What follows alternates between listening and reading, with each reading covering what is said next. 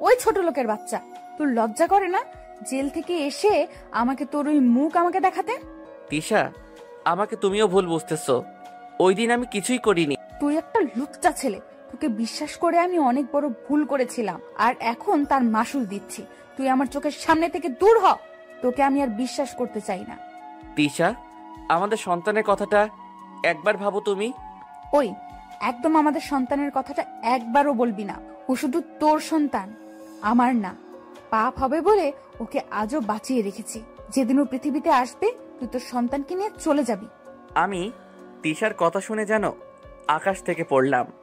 আর চাচিমা এসে যা বললেন তা শোনার জন্য আমি মোটেও প্রস্তুত ছিলাম না।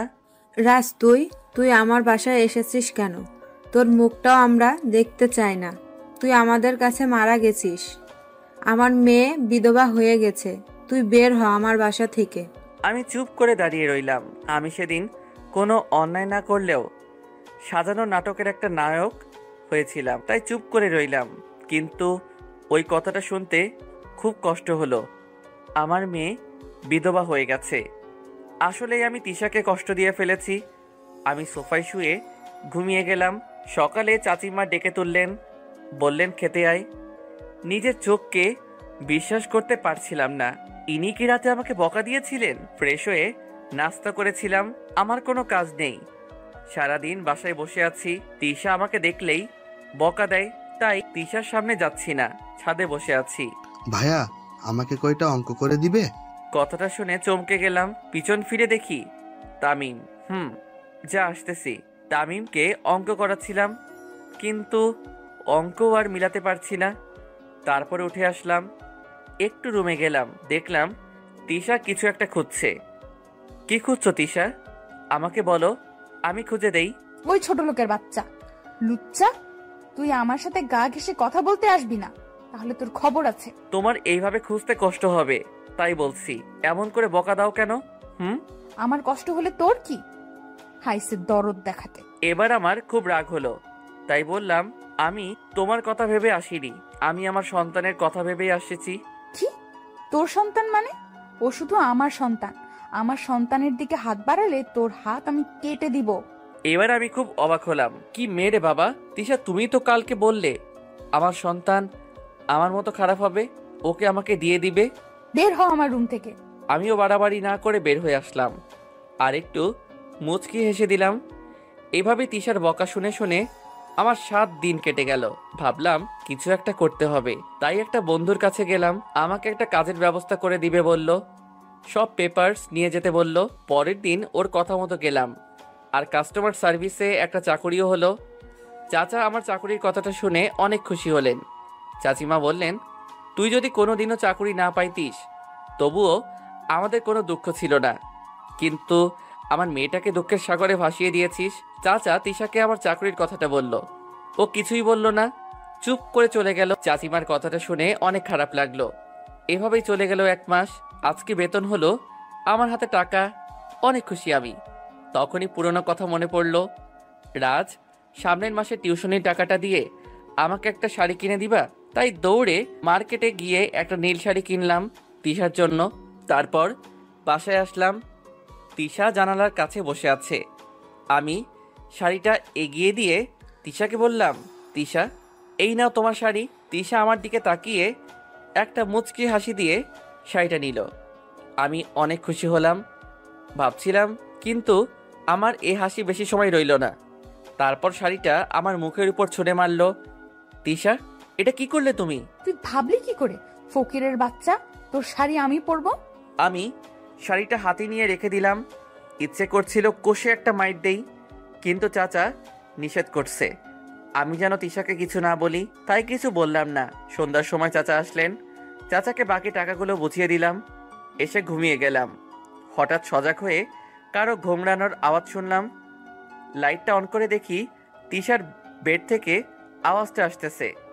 আমি তিশাকে ডাক দিলাম, কোনো সাড়া নেই।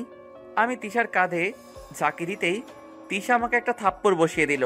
ওই ছোট লোকের বাচ্চা, তুই আমাকে টাচ করলি কেন? তিশা, তুমি কান্না করছিলে তাই আমি আর কিছু বললাম না। হয়েছে, যা এবার। আমি এসে সোফায় শুয়ে শুয়ে পুরনো কথাগুলো ভাবতে লাগলাম। তিশা আমাকে কতটা বিশ্বাস করত, আমি সব নষ্ট করে দিয়েছি। সবাই নিশ্চয়ই ভাবছেন কি এমন খারাপ কাজ করছি, তাই না? তাহলে আসুন ঘুরে আসি পুরনো দিনগুলোতে কি হয়েছিল। বিয়ের পরেও আমি টিউশনি করাতাম। তিশার বেশি চাওয়া ছিল না, শুধু বলতো পেমেন্ট পেলে তিশাকে একটা শাড়ি কিনে দেই, আর একদিন যেন ফুচকা কিনে খাওয়াই। বিয়ে করার আগে দেখতাম তিশা রিক্সা করে কলেজ যেত, কিন্তু বিয়ের পর আমার কাছে টাকা থাকতো না বলে দুজনেই হেঁটেই কলেজ যেতাম। চাচা টাকা দিলেও তিশা দিত না। আমি তিশার এমন বিহেভ দেখে অবাক হতাম, কেননা তিশা বিয়ের আগে মাসে চাচার কাছ থেকে অনেক টাকা নিয়ে নিত। সে আজ এত পরিবর্তন হয়েছে। মাঝে মাঝে চাইতাম কোনো কোম্পানিতে জব নিব, কিন্তু তিশা চাইতো আগে স্টাডিটা শেষ করি। ওর নাকি কোনো কষ্ট হয় না, তাই পড়াশোনায় করতাম বেশি। আমি সবাইকে নিয়ে খুব সুখেই ছিলাম, কিন্তু এ সুখ আমার বেশি দিন রইল না। একদিন টিউশনি থেকে বাসায় ফিরে দেখি তিশার কাজিন আবির আসছে। আমি ভিতরে ঢুকতে তিশা বলে উঠল, কি এত লেট করলে কেন? পড়াতে পড়াতে লেট হয়ে গেছে। তারপর তিশা সোফায় বসে থাকা ছেলেটার দিকে ইশারা করে বলল, ও আমার খালাতো ভাই আবির। আর আবিরকে বলল, এ আমার বর রাজ। তিশা আমার একটা হাত ধরে হেসে হেসে বলছিল। আমি আবিরের সাথে অনেক কথাই বললাম। রাতে আবির চলে গেল। পরের দিন তিশা বলল, আমি আজ কলেজে যাব না রাজ, তুমি যাও। কেন, তোমার শরীর খারাপ? আমি তিশার কপালে হাত দিয়ে বললাম। তিশা হেসে দিয়ে বলল, নো মিস্টার রাজ, আমি একদম ঠিক আছি। তাহলে কলেজে যাবে না কেন? আম্মু আব্বু খালামণিদের বাসায় যাবে, আমিও যাব। তিশার কথা শুনে আমি তাকিয়ে রইলাম। তিশা আবারও বলে উঠল, আরে আবিরদের বাসায়। আমি আর কিছু না বলে কলেজে চলে আসলাম। কলেজে ঢোকার পর মনে হলো কেউ আমাকে ডাকছে। আমি পিছন ফিরে তাকিয়ে দেখি আবির দাঁড়িয়ে আছে। প্রথমত, আবির এখানে কেন?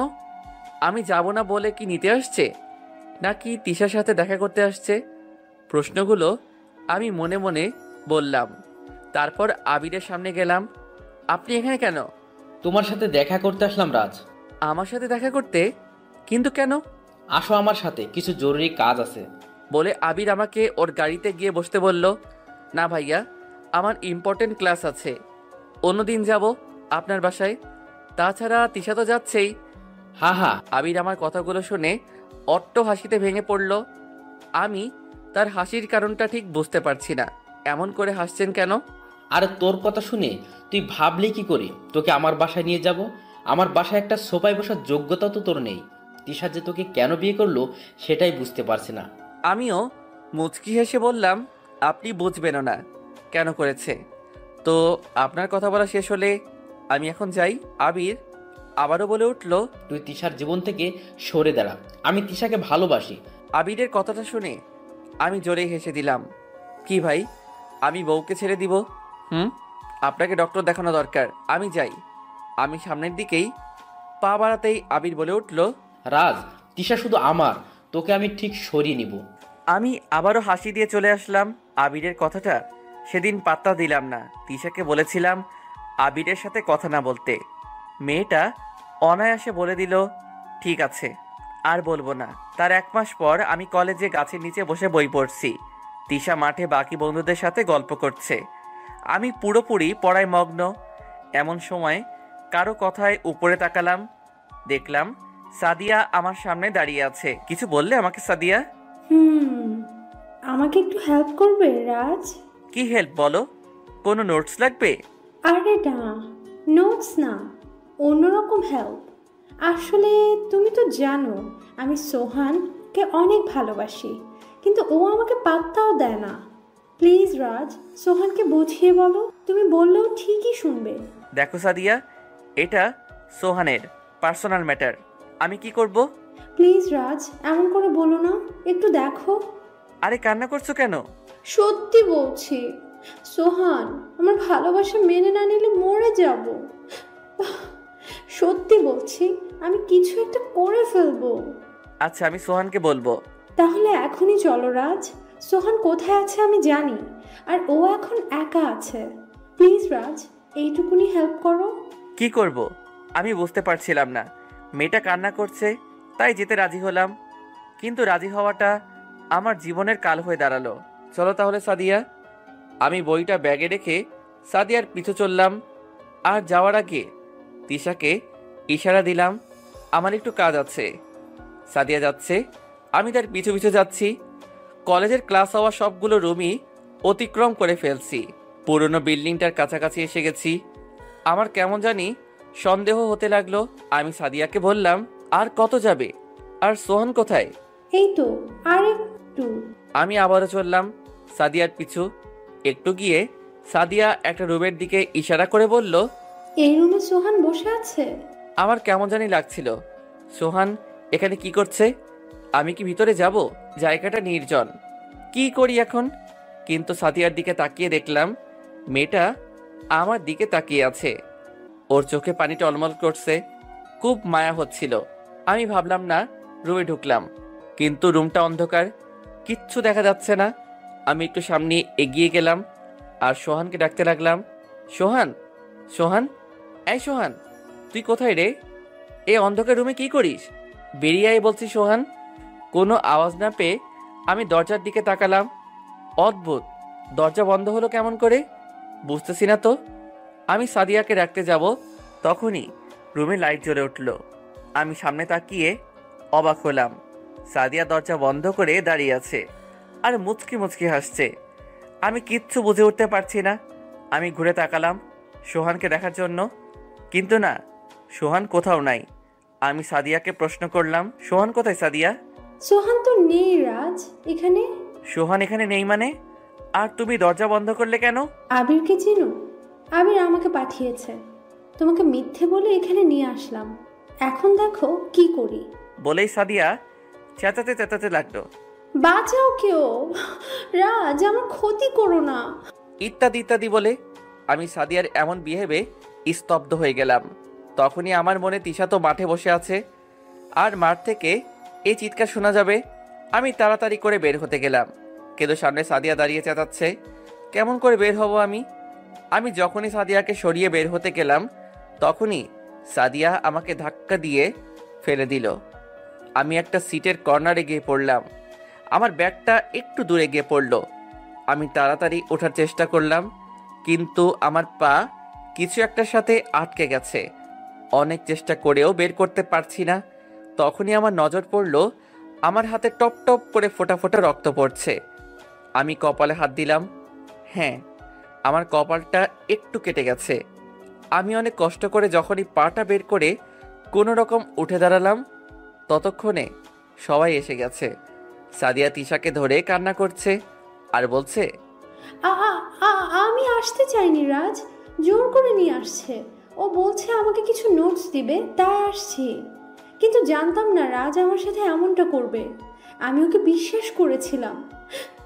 তিশা, আমি রাজকে আঘাত না করলে আজ অনেক বড় ক্ষতি করে ফেলতো। তোকে অনেক ধন্যবাদ তিশা, ঠিক মতো এসে আমাকে বাঁচিয়ে দিলি। সাদিয়া নিজেকে দুটো হাত দিয়ে ঢেকে রাখছে আর কান্না করে। এক এক করে সব মিথ্যা বলে যাচ্ছে। তিশা সাদিয়াকে আমার সামনে এসে দাঁড়ালো। আমার চোখের দিকে তিশা তাকিয়ে আছে, ওর চোখে জল গড়িয়ে পড়ছে। আমি কিছু বলতে যাব, তিশা তখনই আমাকে একটা থাপ্পড় মারলো আর বলল, লজ্জা করে না? বউ রেখে অন্য মেয়েকে নির্জন জায়গায় ডেকে এনেছি। এই আমাদের ভালোবাসার মূল্য তোর কাছে? এই প্রতিদান আমার ভালোবাসার? কি দোষ ছিল আমার? কিসের কমতি ছিল? আমি তোকে কখনো দূরে সরিয়ে দিতাম। আমার ভাবতেও ঘৃণা হচ্ছে তুই আমার স্বামী। তুই একটা খারাপ লোক। ভুল করেছিলাম আমি তোকে ভালোবেসে, তার চেয়ে বড় ভুল করেছিলাম তোকে বিয়ে করে। তিশা, আমি কিছু করিনি, আমাকে কেউ ফাঁসিয়েছে, বিশ্বাস করো। বিশ্বাস করব? আবারও? নিজের চোখের সামনে এত কিছু দেখেও কেমন করে করব? বিশ্বাস আমার শেষ হয়ে গেছে। আমাকে একটাবার বিশ্বাস করো, আমার কথাটা একবার শোনো। আমি কিছু করিনি। বাহ বাহ, কি অভিনেতা! তাহলে এই ওড়নাটা এখানে আসলো কেমন করে? আমার কাছে পড়ে থাকা সাদিয়ার ওড়নার দিকে ইশারা করে বলল, তোর কপাল ফেটে রক্ত বের হলো কেমন করে? এই সব কিছু মিথ্যে। তিশা, আমি কিছু করিনি, কেন বুঝতে পারছো না? আমি আর বুঝতে চাই না, তোর এই মুখ আমি আর দেখতে চাই না। বলেই সাদিয়ার ওড়নাটা নিয়ে তিশা চলে গেল। একটু পর পুলিশ এসে আমাকে ধরে নিয়ে গেল। আমার আর বুঝতে বাকি রইল না, সব ছিল আবিরের সাজানো নাটক। আমাকে ফাঁসিয়ে দিল আবির, ঠিক আজ আমাকে তিশার থেকে সরিয়ে দিল। আমাকে শুধু চাচা ছাড়া আর কেউ বিশ্বাস করতে পারল না। অনেক চেষ্টা করেও চাচা আমাকে বার করতে পারল না, কারণ তিশা নিজে সাক্ষ্য দিল আমি সাদিয়ার ক্ষতি করতে চাইছি। আমার 6 মাসের জেল হয়ে গেল। বাকিটা আপনারা জানেনই। বলতে বলতে রাজের 2 চোখ জুড়ে ঘুম নেমে আসলো। সকালে রাজ উঠে অফিসে চলে গেল। আজকাল রাজ তিশার সামনে কম যায়, তাই তিশাও আর বেশি রাগে না। রাজ একদিন অফিস থেকে ফিরে খুব অবাক হলো, তিশা আবিরের সাথে বসে হাসাহাসি করছে। আজ রাজের খুব রাগ হলো, কিন্তু চুপ করে থাকলো। একটু পর তিশা রুমে আসলো। তুমি আবিরের সাথে বসে হাসাহাসি করছিলে কেন? আমার ইচ্ছা হয়েছে তাই করছি, এর জন্য কারো কাছে আমি কৈফিয়ত দিতে পারবো না। তিশার কথাগুলো শুনে আজ আমার খুব রাগ হলো। কারো কাছে মানে? আমি তোমার বর, তাই আমি নিষেধ করছি, সো তুমি আবিরের সাথে কথা বলবা না, ব্যাস। তোকে আমি বর হিসাবে মানি না, আর কখনো মানবও না। তিশার কথা শুনে আজ আর নিজেকে কন্ট্রোল করতে পারলাম না, তাই ঠাস ঠাস করে দিলাম 2টো থাপ্পড়। তিশা কান্না করতে লাগলো আর বলল, ছোট লোকের বাচ্চা, আজই এই বাসা থেকে বের হবি, তোর জায়গা এখানে নেই। আর একবার ছোট লোকের বাচ্চা বললে খবর আছে। শয়তান মেয়ে, লজ্জা করে না নিজের বর রেখে অন্য ছেলের সাথে হাসাহাসি করতে? আমি কি এমন করছি সারাক্ষণ বকা দিয়ে যাস? এবার থেকে আমিও ছাড়বো না। ওই আবিরের সাথে তোকে দেখলে খবর আছে। আমার অনেক রাগ হয়েছিল, তাই একদমে সবগুলো কথা বলে ফেললাম। তখনও তিশা কান্না করছিল। আমি দরজার দিকে তাকিয়ে অবাক হলাম। চাচিমা দরজার সামনে দাঁড়িয়ে আছে। জানি না রাগের মাথায় কি বলে ফেললাম। চাচিমা এসে আমাকে থাপ্পড় মারলো। বেরিয়ে যা আমার বাসা থেকে, এ বাসায় তোর জায়গা নেই। অনেক জ্বালিয়েছিস, এবার দূর হ। আমার মেয়ের নামে বদনাম করিস তাই না? আবার আমার মেয়ের গায়ে হাত তুলেছিস। তোকে জেলে পচিয়ে মারার দরকার ছিল। ছোটবেলা থেকে খাইয়ে পড়ে এত বড় করেছিলাম এর জন্যই, তাই না? যেদিন মা বাবা মারা গিয়েছিল কোথাও তো জায়গা পাসনি। আজ আমি জায়গা দিয়েছি বলে এত কিছু করছিস। বেরিয়ে যা আমার বাসা থেকে, এখনই বেরিয়ে যা। তোর মতো ছেলের কোনো জায়গা নেই। চাচিমা কথাগুলো বলেই আমার কাপড় একটা ব্যাগে ভরে আমার মুখের উপর ছুঁড়ে মারল। আজ আমারও খুব রাগ হলো, আর এত অবহেলা বকা সহ্য করতে পারছি না, তাই ব্যাগটা কাঁধে নিলাম। চাচিমা আমাকে ধাক্কা দিয়ে বের করে দিল। তারপর আমার মুখের উপর চাচিমা দরজা বন্ধ করে দিল। আমি কেন জানি আর সহ্য করতে পারছি না। অনেক প্রতিবাদ করতে ইচ্ছে করছে। না, আমি আর শহরে থাকবো না, চলে যাব গ্রামে। বাসার সামনে 10 মিনিট দাঁড়িয়ে থেকে রওনা দিলাম বাস স্টপের দিকে। রাতের বেলা রাস্তা দিয়ে হাঁটছি আর ভাবছি, আমি তো এতিম, আর এতিম হয়েও অনেক বড় স্বপ্ন দেখে ফেলেছি। এখানে থেকে আর লাভ নেই। হয়তো চাচা এসেও একই ব্যবহার করবে, কারণ তার গায়ে হাত উঠিয়েছি, মিথ্যে বদনাম দিয়েছি। কম কি করেছি নাকি? যাই হোক, বাস স্টপে এসে গেলাম। টিকিট কেটে ওয়েট করতে থাকলাম বাসের জন্য, আর ভাবতে লাগলাম চাচা মনে হয় ফোন দিবে বাসায় ফেরার জন্য। কিন্তু তাও ভুল হলো, আমার বাস এসে গেল। যাত্রা শুরু করলাম গ্রামে। রাতে তিশার বাবা এসে সব কিছু শুনে কিছুই বললেন না। তখনও তিশার মা অনর্গল বকে যাচ্ছে রাজকে। তিশার বাবা ছাদে গিয়ে দেখলো তিশা মন মরা হয়ে দাঁড়িয়ে আছে। উনি তিশার পাশে দাঁড়ালো আর রাজকে ফোন দিল। ততক্ষণে রাজ ফোন বন্ধ করে দিয়েছে, ফোনটা সুইচ অফ দেখাচ্ছে। তিশা যেন মন মরা হয়ে কি ভাবছে, যা তিশার বাবা ঠিক বুঝতে পারছে। ওর বাবার ডাকে তিশা বাস্তবে ফিরল। তিশা, তোকে কিছু কথা বলতে চাই। বলো বাবা, কি কথা? তুই রাজকে ভুল বুঝেছিস মা, ও নির্দোষ, কিছু করেনি। বাবা, তুমি কাকে নির্দোষ বলছো বলো তো? ওই দিন সাদিয়ার সাথে যা কিছু হয়েছে সব সাজানো নাটক ছিল। আবিরের কথাই সাদিয়া রাজকে ফাঁসিয়েছে, তোর কাছ থেকে রাজকে দূরে সরিয়ে দিয়েছে। কিন্তু কেন? আবির এমন কেন করবে? কারণ আবির তোকে ভালোবাসে। তুমি এসব জানলে কেমন করে? রাজ বলেছে তুই খুব কষ্ট দিয়ে ফেললি রাজকে। ছেলেটার কেউ নেই রে মা, তুই ছাড়া। কোথায় গেল এখন কে জানে, ফোনটাও অফ দেখাচ্ছে। বলেই তিশার বাবা চলে গেল। কথাগুলো শুনে তিশার চোখ দিয়ে পানি পড়ছে। কথা বলার ভাষা হারিয়ে ফেলেছে তিশা। কি বলবে? কত খারাপ করেছে রাজের সাথে। তিশা দৌড়ে রুমে গেল আর রাজকে কল দিল। এবার রাজের ফোনে রিং হচ্ছে। তিশা একটু হেসে দিল, মনে মনে ভাবতে লাগলো রাজ কোথাও যায়নি। পর মুহূর্তে তিশার মুখটা মলিন হয়ে গেল, কারণ রাজ ফোন কেটে দিল। তিশা আবারও ফোন দিল, এখন ফোন সুইচ অফ দেখাচ্ছে। সারা রাত তিশা ট্রাই করে গেল, কিন্তু রাজের ফোন বারবার অফ দেখাচ্ছে। তিশা বুঝতে পারল রাজ আজ অনেক বেশি কষ্ট পেয়েছে, কিন্তু আবির এসব করেছে জানতে পারলে রাজের সাথে তিশা কখনো এমনটা করতো না। রাত পেরিয়ে সকাল হয়ে গেল। রাজের ঘুম ভাঙল একটা লোকের ডাকে। রাজ হুড়মুড়িয়ে উঠল। বাস থেমে অটো করে চলে আসলো গ্রামে। বাড়িতে ঢুকতেই রাজের ছোট চাচিমা বলে উঠল, কি রে রাজ, তুই এত সকাল সকাল আসলি যে? রাজ কিছুই না বলে ছোট চাচাতো ভাই আরমানের রুমের দিকে পা বাড়ালো। পিছন থেকে চাচিমা আবারও বলে উঠল, কি রে তিশা কোথায়? তিশাকে নিয়ে আসলি না? রাজ এবারও চুপ করে রইল। রুমে ঢুকতেই আরমান যেন চমকে উঠল, আরে রাজ ভাইয়া যে, কখন আসলে? রাজ কোনো উত্তর না দিয়ে ব্যাগ রেখে বিছানায় শুয়ে পড়ল। আরমান পড়ার টেবিল থেকে উঠে এসে বলল, ভাইয়া তিশা আপু আসছে নাকি? রাজ এবার আরমানের দিকে একটু রাগি মুডে তাকালো। আরমান আর কিছু না বলেই চলে গেল। ছোট চাচিমা আর আরমান বুঝতে পারল কিছু একটু তো হয়েছে। আরমান চুপ করে তিশাকে ফোন দিল। হ্যালো তিশা আপু। বলো আরমান। আপু বাসায় কি কিছু হয়েছে? রাজ ভাইয়া আসলো এখন, কিন্তু কারোর সাথে কথা বলছে না। রাজ গ্রামে গেছে? হ্যাঁ তো, একটু আগে আসলো। আপু কিছু হয়েছে? অনেক কিছু। কি হয়েছে আপু বলো। তারপর তিশা আরমানকে সবকিছু বলল। আপু চিন্তা করো না, ভাইয়া ঠিক চলে যাবে। আমি আম্মুকে বলি তাহলে, রাখি তাহলে। আরমান ফোন রেখে ওর আম্মুকে সবকিছু বলল। তাহলে রাজকে কিছু বলিস না আরমান, ও চুপ করে থাক। তিশা দৌড়ে গিয়ে ওর বাবাকে বলল, আব্বু রাজ গ্রামে গেছে। ও গ্রামে চলে গেছে, তাহলে চিন্তা করিস না, চলে আসবে। কিন্তু তিশা কিছুতেই শান্তি পাচ্ছে না। আব্বু চলো গ্রামে গিয়ে রাজকে নিয়ে আসি। আমি অনেক অন্যায় করেছি, প্লিজ আব্বু চলো। দরকার হলে আমি যাব, তুই রেস্ট কর, একদম টেনশন করবি না, তোর শরীরটা ভালো না। বাবার কথা শুনে কিছুটা শান্তি পেলেও মুহূর্তেই মন খারাপ করে ফেললো। কত বকা দিয়েছি রাজকে, নিজের সন্তানকেও বকা দিয়েছি আমি। আমি কত নিষ্ঠুর হয়েছি। তিশা ওর পেটে হাত দিয়ে বলল, মাফ করে দিস আব্বুটা, তোর পচা আম্মুটাকে। রাজ একটু ঘুমানোর পর উঠে চাচিকে বলল, ছোট মা অনেক ক্ষুধা পাইছে, খেতে দাও তো। তুই রুমে গিয়ে বস, আমি নিয়ে আসছি। না ছোট মা, রান্না করেই বসে খাবো। এখানে বসে খাবি? তুই রুমে যা, আমি টেবিলে খাবার দিচ্ছি। এতিমের আবার টেবিলে খাবার, দাও তো। বলেই রাজ নিচে বসে পড়ল।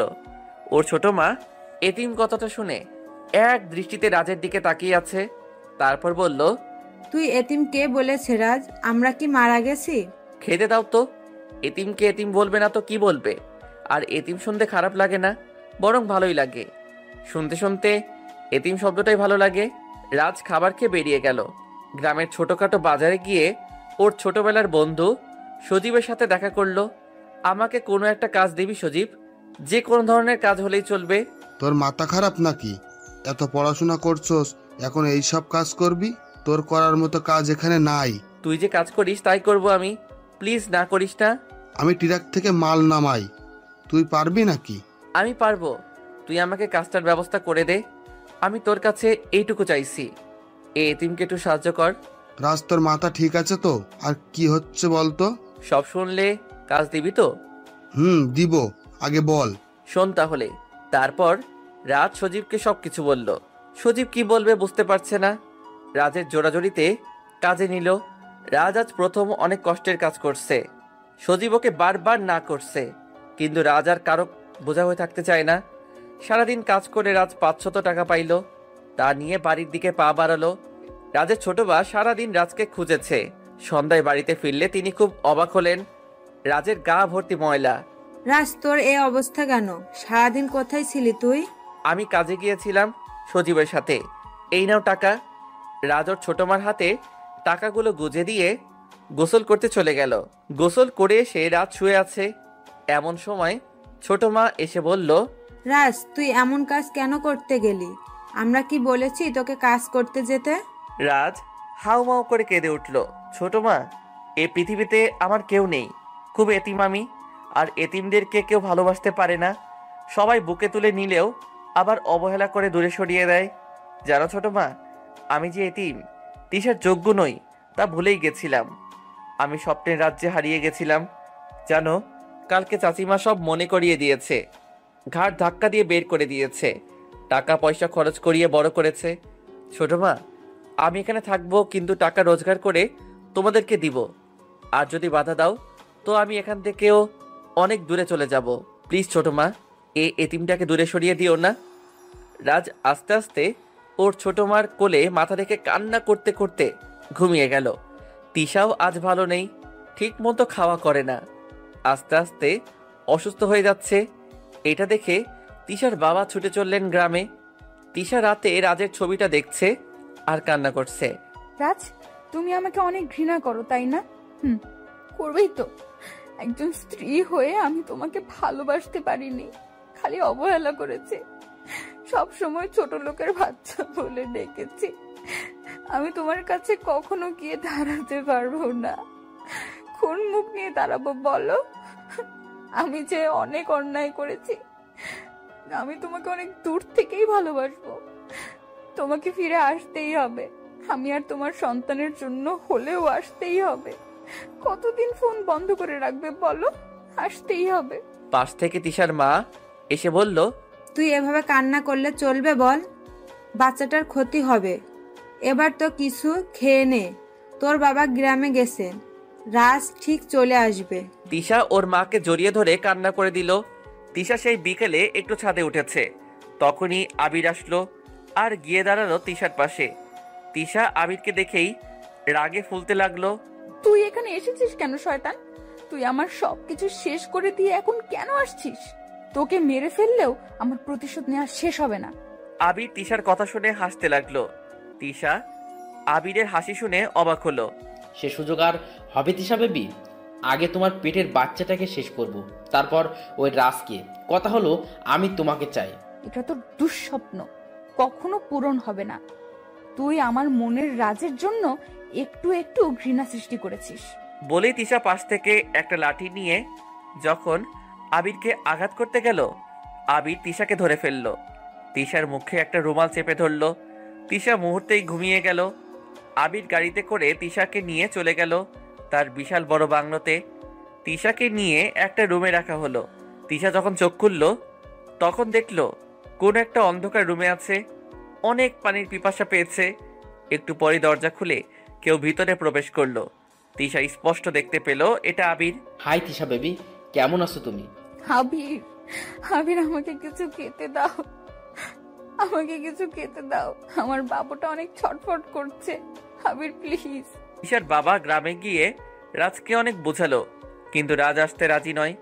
রাজের কান্না সহ্য করতে না পেরে তিশার বাবা ফিরে চলল। পিছন থেকে রাজ বলে উঠল, চাচা, একটা কথা ছিল। বল, কি কথা? আমার সন্তানকে দেখে রেখো। আমি কোনোদিন তিশার সামনে গিয়ে দাঁড়াবো না, তুমি তিশাকে দেখে রেখো। তিশার বাবা আর কিছু বলতে পারলো না, বলবে বা কি করে? তিশা তো রাজকে কম কষ্ট দেয়নি, তবুও বলে গেল। তিশা অনেক কান্না করে, পারলে চলে আসিস। তিশা এভাবে ডিপ্রেশনে থাকলে তোদের সন্তানেরই ক্ষতি হবে। রাগ আর অভিমান কমলে চলে আসিস। তোর জন্য আমার বাড়ির দরজা সবসময় খোলা থাকবে। যখনই তিশার বাবা চলে আসবে তখনই তার ফোনটা বেজে উঠল। রিসিভ করতেই ওই পাশ থেকে তিশার মা কান্না করতে করতে বলল, তিশাকে কোথাও খুঁজে পাওয়া যাচ্ছে না। বাসায় তো ছিল, এখন নেই। পুরো বাসা খুঁজেছি, কোথাও নেই। তিশার বাবা আর কথা না বাড়িয়ে তাড়াতাড়ি বেরিয়ে আসলেন। রাজ রাতে শুয়ে শুয়ে ভাবতে লাগলো, তিশার কিছু হলো না তো? রাজ ওর ফোনটা অন করলো, সাথে সাথে অনেকগুলো SMS আসলো। রাজ SMS গুলো পড়ে কান্না করে দিল। প্রতিটা SMS পাঠিয়েছে তিশা।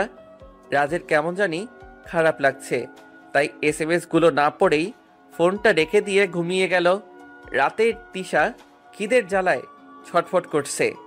আবির রুমে ঢুকে তিশার হাতে খাবার দিলেই তিশা খেয়ে নিল। আবির, আমাকে ছেড়ে দাও প্লিজ। সেটা কি করে হয় তিশা বেবি? আমি যে তোমাকে অনেক ভালোবাসি, আমি তোমাকে বিয়ে করবো ডার্লিং। শয়তান, তুই জানোস না বিবাহিত? আমি অন্তঃসত্ত্বা, তারপর কেন এমন করছিস?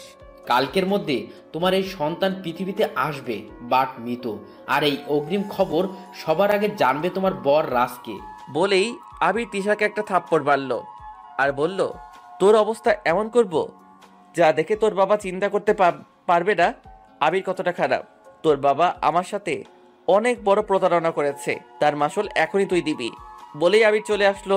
তিশা আবিরের কথা বুঝতে পারছে না, ওর বাবা আবিরের সাথে কিসের প্রতারণা করেছে যার জন্য আবির আমার সন্তানকে মেরে ফেলতে চায়। তিশা আস্তে আস্তে বেশি অসুস্থ হয়ে যাচ্ছে। না, আমাকে সুস্থ থাকতে হবে আমার সন্তানের জন্য।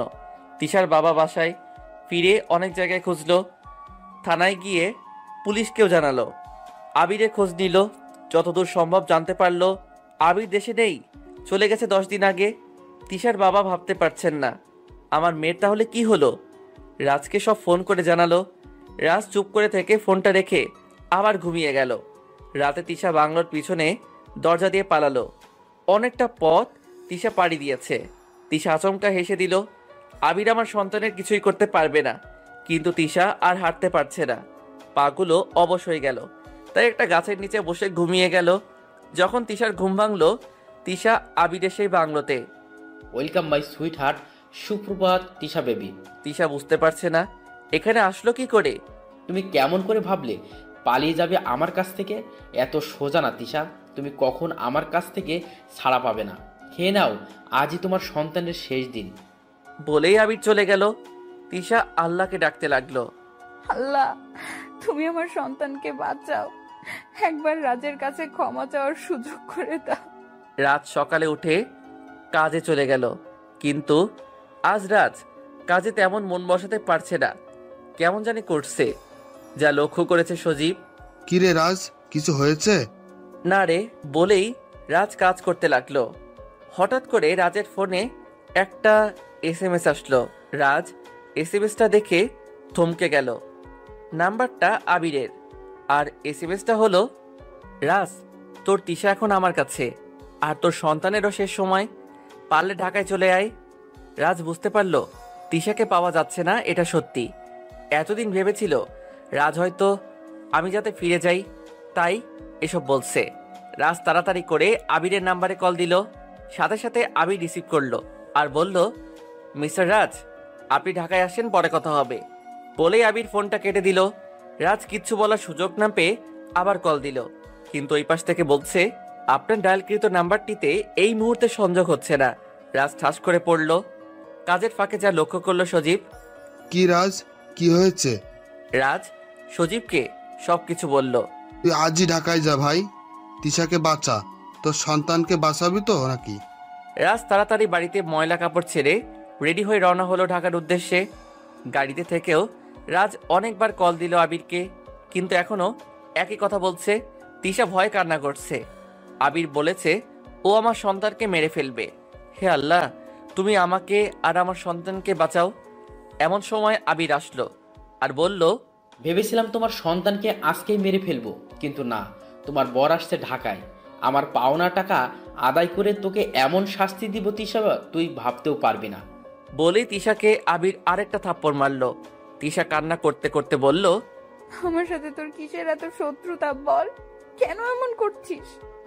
শত্রুতা তোর সাথে নয়, তোর বাবার সাথে। উনি আমাকে ঠকিয়েছেন, আমার সাথে বিজনেস করে টাকা মেরে দিয়েছে। আমিও টাকা আদায় করেই ছাড়বো, না হলে তোকে শেষ করে ফেলবো। বলেছিল তোকে আমার সাথে বিয়ে দিবে, সেখানেও ঠকিয়েছে। কি ভেবেছে তোর বাবা আমি কাউকে ছাড়বো না? বলে আবির টেবিলে ঘুষি মারল। তিশা কান্না করছে আর বলছে, আব্বু এতটা নিচে নেমে গেছে, কেন এমন বেইমানি করলো আব্বু? রাত 10টায় বাসায় পৌঁছালো। তিশার বাবা মা রাজকে দেখে অবাক। চাচিবা কান্না করে বলে উঠল, সত্যি তুই অনেক বেইমান, একটু কথা বলেছি তাই এভাবে চলে গেলি, আমায় ক্ষমা করে দিস বাবা। চাচিমা তুমি এসব কি বলছো? ঠিকই, তুই আমার মেয়েকে এনে দে। 3 দিন হলো তিশার কোনো খোঁজ নেই। তিশা আবিরের কাছে। কথাটা শুনে সবাই চমকে উঠল। রাজ ওর চাচা চাচি মাকে সবকিছু খুলে বলল। তখনই রাজের ফোনটা বেজে উঠল। রিসিভ করতেই আবির বলতে লাগলো, রাজ, কালকে সকাল 10টার মধ্যে 5 লক্ষ টাকা নিয়ে আমার সাথে দেখা করবি আর তিশাকে নিয়ে যাবি, না হলে তোর সন্তান খতম। এই আবির, তোর কিসের এত জেদ বলতো? কেন এমন করছিস? তোর শ্বশুর আমার টাকাগুলো অনায়াসে মেরে দিয়েছে। সেই 5 লক্ষ টাকা আমি ফেরত চাই। আমি অ্যাড্রেস টেক্সট করে দিচ্ছি, চলে আসবি সকাল 10টা। আবির ফোন কাটার পর রাজ ওর চাচাকে জিজ্ঞেস করলো, কিসের টাকা আপনার কাছে যে আবির চাচ্ছে? 5 লক্ষ টাকা দিলেই ও তিশাকে ছেড়ে দিবে বলছে। আমি আর আবির একসাথে বিজনেস শুরু করছিলাম। ওর কাছ থেকে আমি অনেক টাকা মেরে দিয়েছি, যার জন্য ও আমার পরিবারের একের পর এক ঝামেলা লাগিয়ে যাচ্ছে। ঠিক আছে, আমি টাকা দিব, আমার মেয়েকে ছেড়ে দিতে বলো। দেখেছো, লোভে পাপ, পাপে মৃত্যু। আজ তোমার জন্য আমার মেয়েটা না জানি কি হালে আছে। রাজ আর কিছু বলল না, চুপচাপ উঠে চলে গেল ওর বন্ধুদের কাছে। সোহান সহ সবার সাথে দেখা করে একটা প্ল্যান করলো কেমন করে তিশাকে বের করা যায়। শোন, আবিরকে তুই এখন কল দিবি আর বলবি আমি তিশার সাথে কথা বলবো। তো তিশাকে দিবে। আমরা ওর নাম্বার ট্যাগ করে লোকেশন ঠিক করে নিব। সো কালকে তুই যখন আবিরের সাথে দেখা করবি, ওই লোকেশন অনুযায়ী আমরা সেখানে গিয়ে তিশাকে নিয়ে আসব। কারণ আবির তিশাকে নিয়ে তোর সাথে দেখা করবে না, এটা কনফার্ম। পরেরটা পরে দেখা যাবে। সোহানের কথার সাথে সাথে সবাই একমত হলো। রাজ আবিরকে কল দিয়ে তিশার সাথে কথা বলতে চাইলো। আবির তিশাকে ফোন দিতেই তিশা কান্না করে বলতে লাগলো, রাজ প্লিজ আমাকে নিয়ে যাও, আমার জন্য না হলেও আমাদের সন্তানের। বলতেই আবির ফোনটা নিয়ে নিল আর বলল, ঠিক মতো চলে আসবি। কোনো পুলিশ বা চালাকি যদি করিস তো দেখবি আমি কত খারাপ হই। রাজ ওকে বলে রেখে দিল। সোহান ইশারা দিয়ে জানালো কাজ হয়েছে। পরের দিন সকাল 10টায় রাজ একটা ব্যাগ দিয়ে দাঁড়িয়ে আছে আবিরের জন্য। একটু পর একটা কালো গাড়ি করে আবির আসলো। আবিরকে দেখেই রাজ বলল, তিশা কোথায়? আরে আছে, আগে তোর টাকাগুলো দে। রাজ আবিরের কথা শুনে মুচকি হাসতে লাগলো। রাজের ফোনে একটা SMS আসলো। সোহান লিখেছে, ভাই তিশাকে পেয়ে গেছি, ওকে নিয়ে বাসায় যাচ্ছি, তুই শালাকে সাইজ কর। রাজ জোরে জোরে হাসতে লাগলো। তখন আবির বলল, হাসছিস কেন? সাথে সাথে পুলিশ এসে আবিরকে ধরে ফেললো। তখনই আবির বলল, রাজ ভুলে যাস না, তিশা কিন্তু আমার কাছে। রাজ বলতে লাগলো, তুই এখানে আসার সাথে সাথে আমার বন্ধুরা তিশাকে বাড়ি নিয়ে চলে গেছে।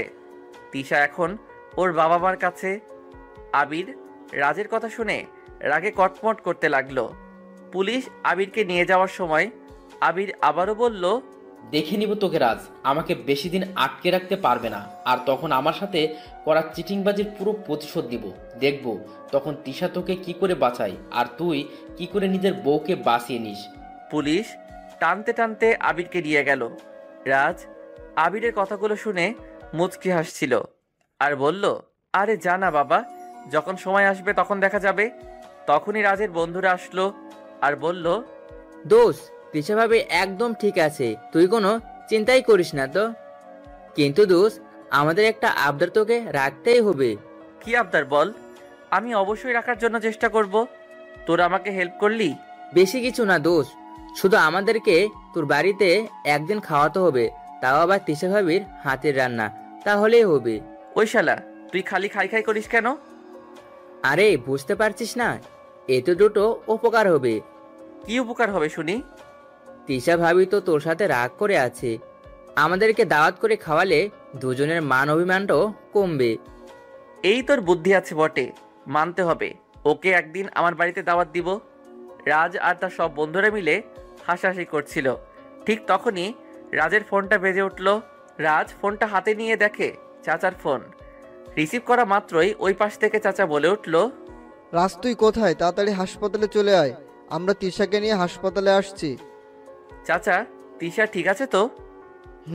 আগে তো আসবি। চাচা আসতেছি। রাজ ওর বন্ধুদের নিয়ে তাড়াতাড়ি হাসপাতালে গেল। তিশার বাবা মা ওটির সামনে ওয়েট করছে। চাচা তিশা ঠিক আছে তো? তখনই ভিতর থেকে নার্স বেরিয়ে আসলো। মিস্টার রাজ, আপনার জন্য গুড নিউজ আছে, আপনার মেয়ে হয়েছে। রাজের মুখে মুচকি হাসি ফুটে উঠল। রাজের বন্ধুরা বলল, তোকে তো আজকে ডাবল মিষ্টি খাওয়াতেই হবে, তা না হলে তোকে আর ছাড়ছি না। রাজ ভিতরে গিয়ে দেখলো তিশা শুয়ে আছে। রাজ যখনই ওর মেয়েটিকে তুলে কোলে নিবে তখনই তিশা বলে উঠল, ওই তুই আমার মেয়েকে কোলে নিবি না, ও শুধু আমার মেয়ে আর কারো নয়। তিশার কথাটা শুনে সবার মুখের হাসি যেন 1 মিনিটে দূর হয়ে গেল। কি বলছিস মা? তোর মেয়ের বাবা রাজ? সব কিছু তো আবিরের জন্যই হয়েছে, তারপরও রাজকে অপমান করছিস কেন? মা, তুমি এখানে কথা বলবা না। যা কিছু করার আমি করব। রাজ আমাদের বাড়িতে আর থাকতে পারবে না, ও গ্রামের বাড়ি চলে যাবে। সাথে সাথে আমিও যাব, আর আমার মেয়েও।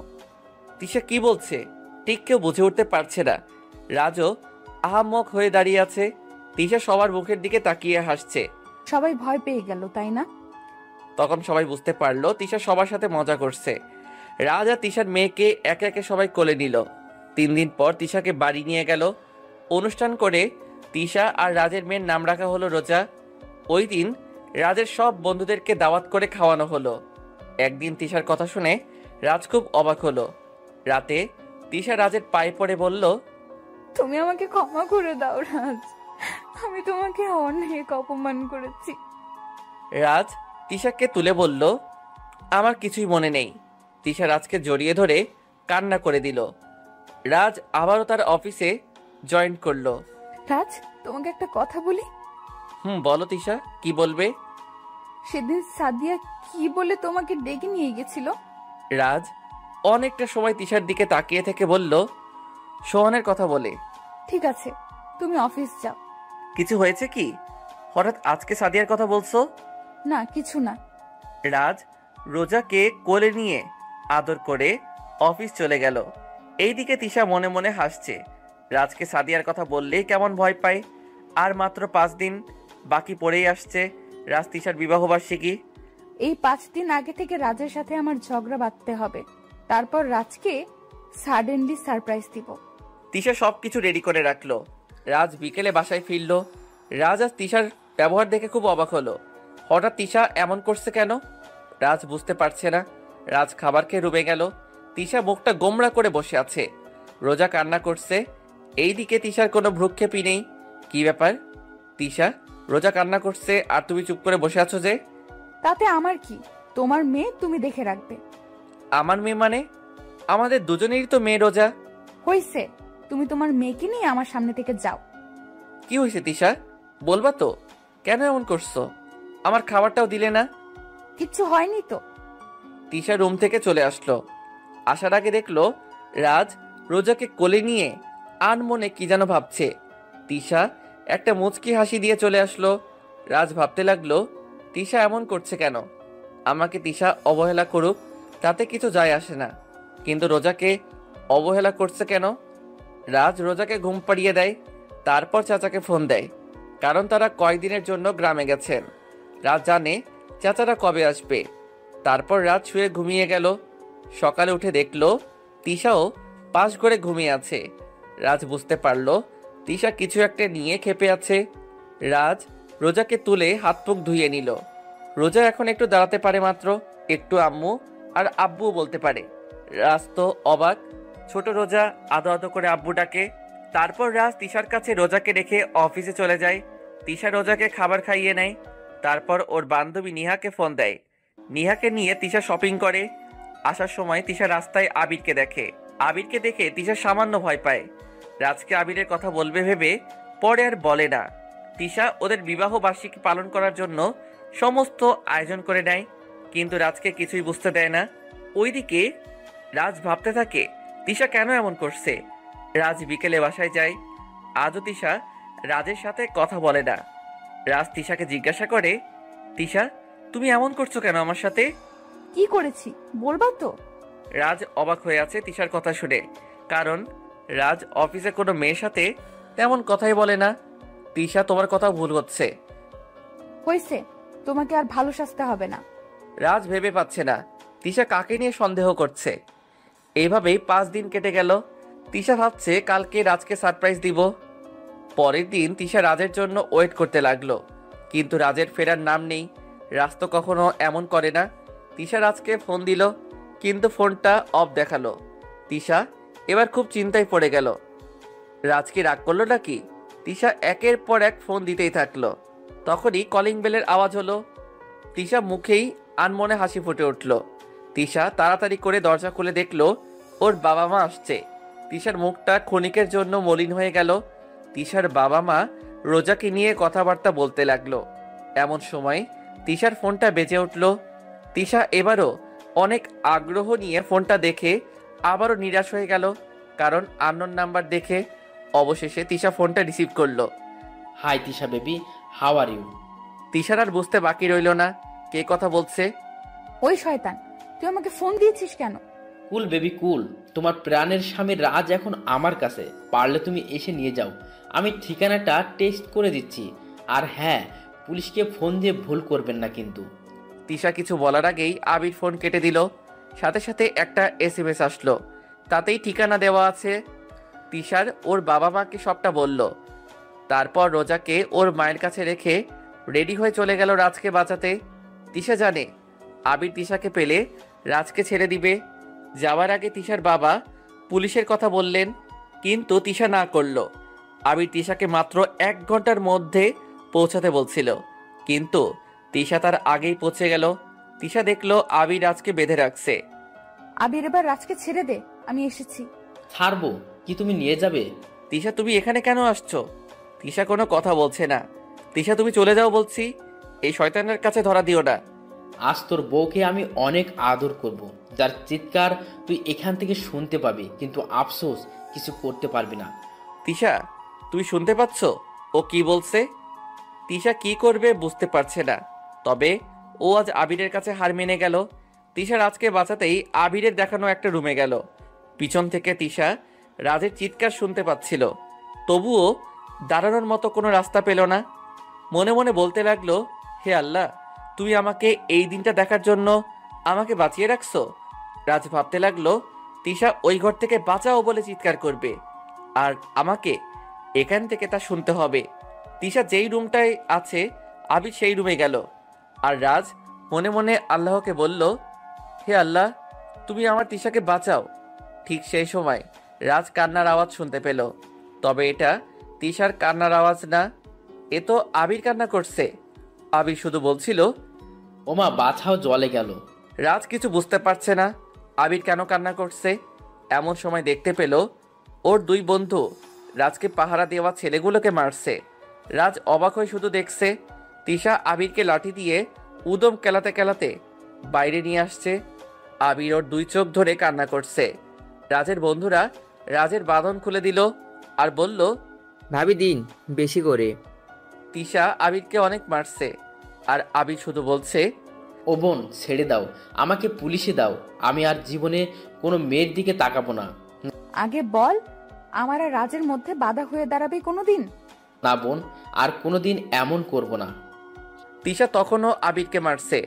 রাজ গিয়ে তিশাকে থামালো। পুলিশ এসে আবির ও তার ছেলেদেরকে ধরে নিয়ে গেল।